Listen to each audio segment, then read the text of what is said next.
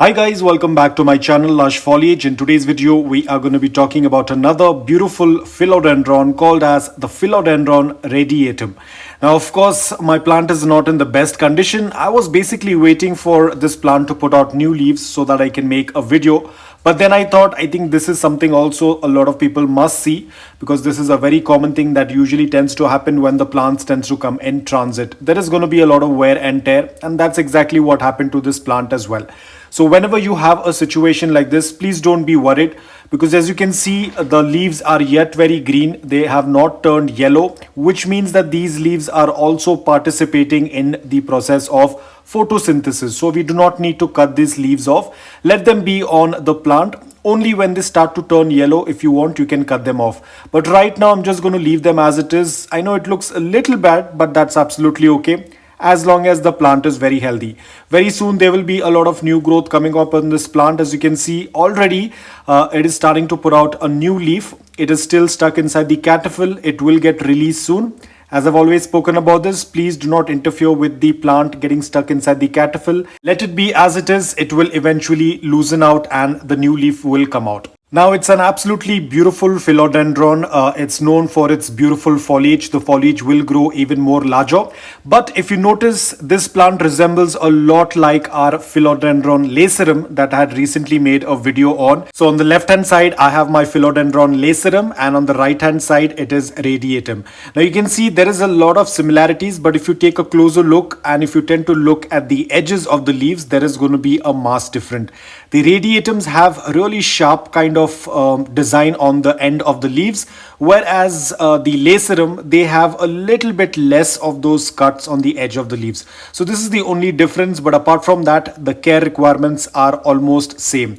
The only difference is the shape and the design of the leaves. So guys, now let's talk a little bit in detail about this plant, because it's a very easy to grow plant. If you are a beginner, you want to add a very unique looking plant which tends to grow very huge green leaves, then this is one of the plant you can add in your collection.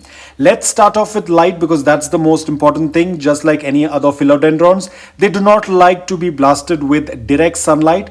Maybe early morning before 9 a.m. direct sunlight is absolutely okay, but please do not keep it in afternoon direct sunlight, otherwise the leaves will get burnt. This plant can be easily grown indoor as well as outdoor. If you're growing it indoor, ensure you're keeping it in a spot where there is a good amount of indirect bright light without the sunlight directly falling onto the leaves. Do not keep it under a air conditioning vent or a heater, because that will again damage the leaves. Talking about the soil mix, it's the same that I tend to use for all of my foliage plants, which is a mix of coco peat, garden soil, perlite and sand.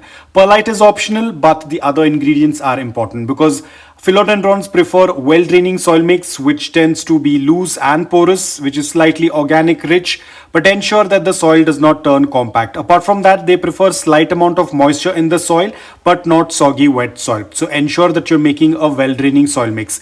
And when I'm talking about watering, whenever you see that the upper layer of around 1 to 2 inches of the soil is dry, then go ahead and water. Here, as you can see, my upper layer of soil is still wet, so I'm not going to be watering it. Watering again completely depends upon your environment and the type of soil mix that you have. When you tend to see around 1 to 2 inches of the upper layer of soil is dry, go ahead and do a complete watering until the water starts passing through the drain hole. Now guys, I usually do not advise the watering schedule, because it all depends upon your environment. For some people, the soil might dry faster. For some people, the soil might take a little longer to dry. Again, depending upon the seasons, during summers, the frequency of watering is going to be more. During monsoons and during winters, the frequency of watering is going to be less. So this all depends upon your environment and climate. Talking about propagation, it is pretty simple to propagate your philodendrons. I've already made 2 videos on propagation of philodendrons. If you haven't watched that video, I'll put the link in the description below. You can check it out. It's the same method of stem cutting. You need to cut it just few centimeters beneath the nod, and then either you can put it in leca or you can put it into the soil and wait for the roots to appear. And probably, again, depending upon your environment and climate, the new shoots will start to show up.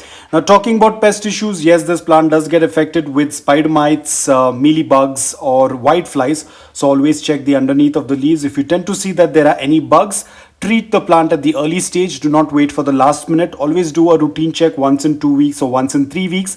If you tend to see that there are any bugs, go for any organic solution that you have been using all this while.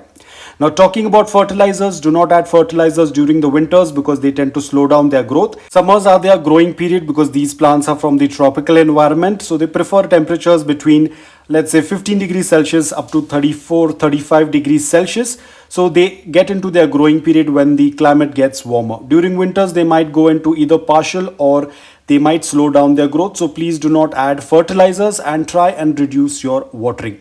Now, talking about, is this plant toxic? Yes, this plant is toxic. So ensure that you're keeping this plant away from the reach of small children and pets, because the stem and the leaves both can be toxic. So ensure you're keeping this plant away from the reach.